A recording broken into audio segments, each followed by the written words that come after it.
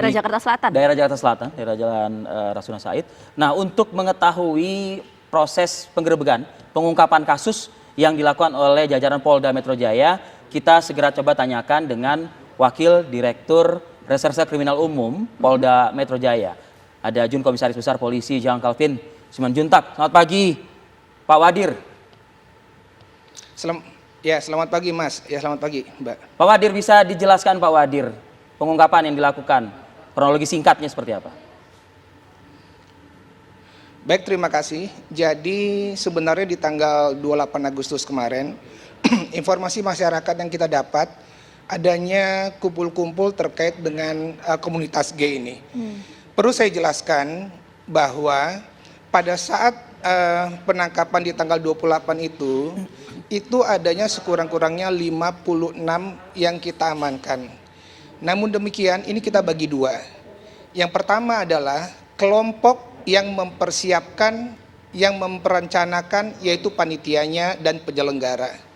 Yang kedua adalah kelompok yang merupakan peserta. 9 orang yang penyelenggara dan sisanya 47 adalah yang peserta. Pada saat itu memang penyelenggara ini, 9 orang ini memiliki peran-peran yang sudah direncanakan dari awal. Yang pertama adalah yang menerima tampungan, transferan rekening dan penyewa kamar. Itulah yang kita sebut tersangka TRF. Dan yang kedua, mulai dari yang meregistrasi. Kemudian yang ketiga, yang mempersiapkan konsumsi. Yang keempat, yang seksi keamanan yang memfilter barang-barang dan orang-orang yang masuk ke dalam kamar tersebut. Dan yang terakhir adalah yang bagian menjaga barang-barang yang ditinggalkan milik peserta. Perlu juga saya jelaskan bahwa rangkaian ini kami sudah melihat bahwa ada pembagian 3 tahapan yang ada. Mulai dari tahap perencanaan, kemudian tahap persiapan, dan ketiga adalah tahap pelaksanaan itu sendiri. Itu yang kita perlu jelaskan. Mulai dari tahap perencanaan, ternyata di awal Agustus ini penyelenggara 9 orang ini yang diprakarsai oleh tersangka TRF ini sudah menanyakan di grup yang milik komunitas, mohon maaf, homoseksual gay itu tersebut. Komunitas itu, sosial media yang ada 2. Yang pertama WhatsApp group dan yang kedua adalah Instagram yang milik mereka. Membersnya untuk ada 150 orang dan Instagram ada 80 orang. Di-share lah, ditanyakan di grup itu adanya rencana untuk kumpul-kumpul pemuda, itu awalnya terlebih dahulu. Ternyata secara mayoritas perencanaan yang akan dilaksanakan kegiatan event pertemuan yang di tanggal 28 dan tanggal 29 pada saat dilakukan penggerebekan, itu mayoritas mereka menyetujuinya. Sehingga pada saat pada umumnya setuju, meningkatlah untuk perencanaan kumpul-kumpul dan mendiskusikan 2 kali, Mbak. 2 kali. Yang pertama adalah tersangka TRF ini melakukan pertemuan dengan 4 tersangka lainnya untuk merencanakan kebutuhan-kebutuhan apa berupa anggaran dan lain-lain yang akan dibutuhkan untuk event itu tersebut. Kemudian pertemuan yang kedua, ini uniknya lagi, bahwa perencanaan itu akan menyusun struktur ataupun tugas-tugas mereka, skema kepanitiaan. Dan di situ akan membicarakan berapa banyak peserta yang akan diundang untuk dilakukan event itu tersebut. Sementara itu, Mbak. Proses rekrutmennya seperti apa, Pak? Kemudian ada banyak sekali puluhan orang yang kemudian ikut dalam acara ini. Basicnya mereka menggunakan, karena mereka kan suatu komunitas yang diakomodir dengan suatu sosial media, grup WhatsApp grup dengan Instagram. Untuk tersangka TRF itu sekali lagi untuk menanyakan kepada grup member yang ada di situ di WhatsApp grup, disampaikan untuk rencananya melaksanakan kegiatan yang terjadi di tanggal 28 malam itu tersebut. Umumnya mereka setuju, maka itulah direncanakan 2 kali pertemuan yang sudah ditunjuk oleh tersangka TRF.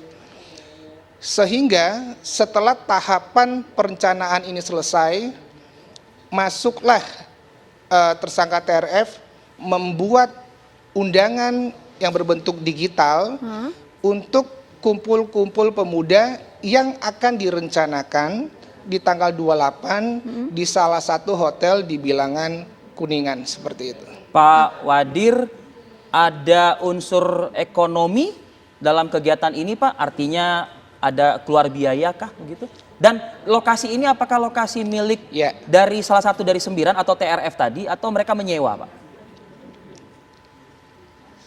Baik, sejauh ini dengan undangan yang sudah disampaikan secara digital dan pada umumnya mayoritas pada setuju untuk dilakukan kegiatan tersebut, untuk kebutuhan biaya itu kan pertemuan yang pertama. Jadi untuk satu orang yang di-invite untuk hadir di dalam pertemuan event tersebut itu biaya Rp150.000 per satu orang. Namun demikian, apabila mengajak sekurang-kurangnya, mohon maaf 3 orang, itu biaya Rp350.000. Tersangka TRF pada saat menyewa, meng-hire untuk lokasi tersebut adalah lokasi yang bukan milik mereka, tetapi mereka menyewa di salah satu tempat di Bilangan Kuningan. Selesai perencanaan, barulah masuk tahap persiapan untuk di tanggal 28 itu tersebut, Mbak. Oke, ini tadi Pak Wadir mengatakan ini kan adalah komunitas ya. Komunitas ini sudah terbentuk berapa lama, Pak? Khusus komunitas mereka, ini dibentuk di awal tahun 2018 sampai dengan tahun ini.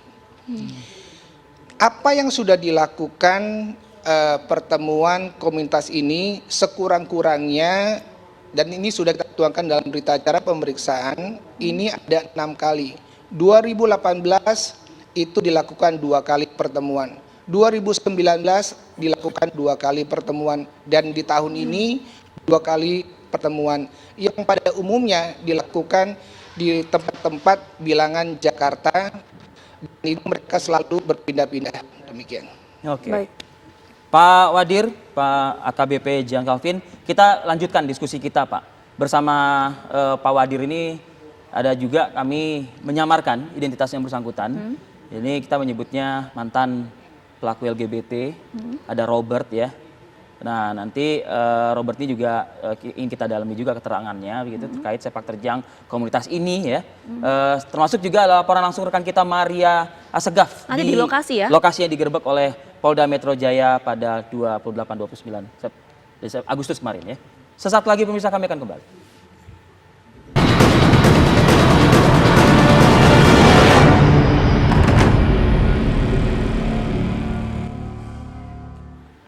Ya, Rivi, kita ingin langsung update ya dan mengetahui bagaimana kondisi terkini dan juga informasi terbaru dari lokasi yang dijadikan penggerbekan oleh pihak kepolisian terhadap puluhan pelaku atau orang yang diduga melakukan pesta seks sesama jenis. Sudah ada rekan kami di sana, ada Maria Asegaf. Maria.